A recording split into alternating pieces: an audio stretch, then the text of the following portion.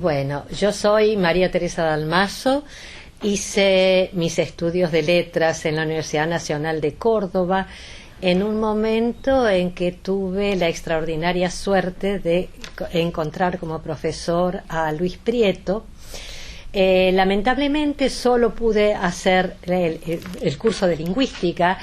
Y bueno, como en ese momento el plan de estudios contemplaba una especialización, yo había, después de hacer el curso, opté por la especialización en lingüística. Pero los acontecimientos políticos del país malograron este proyecto y solo alcancé a hacer un seminario de especialización con Luis Prieto antes de que tuviera que dejar la universidad. En ese seminario me acuerdo que veíamos los elementos de semiología de Roland Barthes. Es decir, que en realidad con Prieto uno veía lingüística, pero ya también incursionaba en el campo de la semiótica, ya que no solo se trabajaba con sus investigaciones propias, con sus investigaciones personales, sino que nos ponía en contacto con lo que se estaba haciendo en ese momento en Europa, especialmente en Francia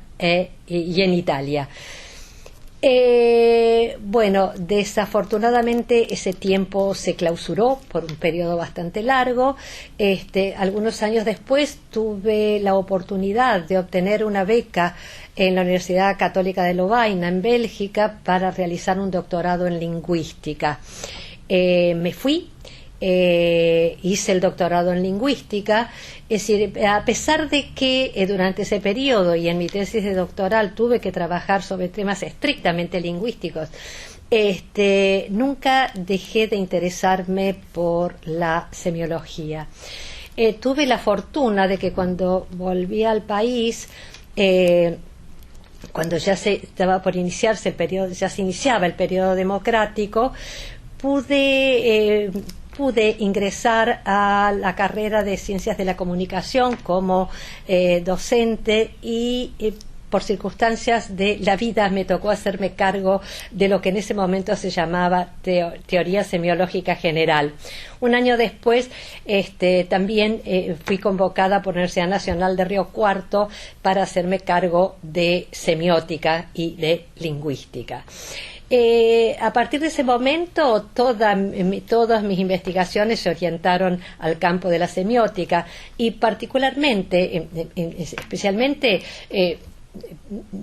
debido a las necesidades de las propias carreras en las que estaba inmersa como docente, me fui orientando hacia la sociosemiótica, orientación que había sido cultivada con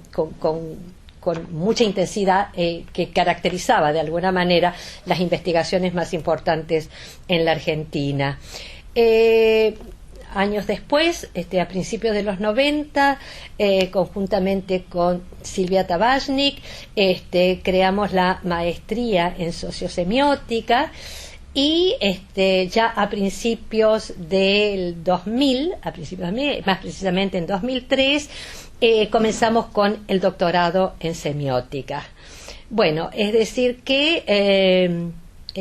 todo mi trabajo, tanto de docencia como de investigación, se ha desarrollado dentro del campo semiótico y particularmente de la sociosemiótica.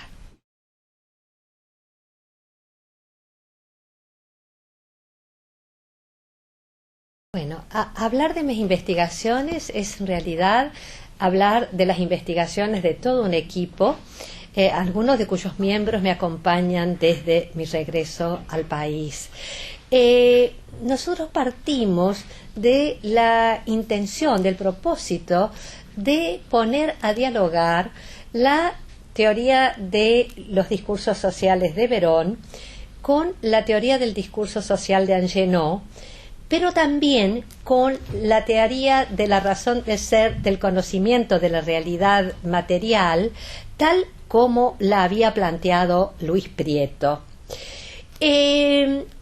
Observando el dinamismo del discurso social, particularmente pronunciado a partir del advenimiento de la democracia, observamos la relación, la importante relación que existía entre esos cambios discursivos, el momento histórico, político, social, pero también los elementos tecnológicos.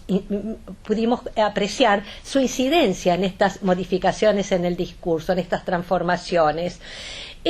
Para tener un panorama amplio de lo que sucedía a nivel de la discursividad social en general, reunimos un corpus en el cual trabajamos con diferentes tipos, géneros y lenguajes, y para poder homogeneizar el ingreso, para poder hacer una observación más o menos regulada, decidimos que lo más importante era seleccionar alguna de aquellas identidades que estaban especialmente puestas en crisis en esos momentos, y a partir de ellas ver cómo eran construidas en la discursividad en sus conjuntos, con sus variantes y sus invariantes. Además, poniéndolas en relación, para entenderlas, para poder comprender por qué esas transformaciones, poniéndolas en relación con todo el contexto, como decíamos, histórico, social, político, pero también tecnológico. En este momento, digamos, la mayor dificultad que se nos presenta es las características que ha asumido la discursividad social en su conjunto, y que tiene una estrechísima relación no solo con el momento histórico, político, social, sino con los avances tecnológicos. Enfrentarnos a la discursividad de Internet, a la multiplicación de plataformas, a la, de alguna manera, autonomización o independización de los recorridos personales, nos plantea una situación nueva que nos obliga a revisar y a reformular nuestro marco conceptual y nuestro marco metodológico.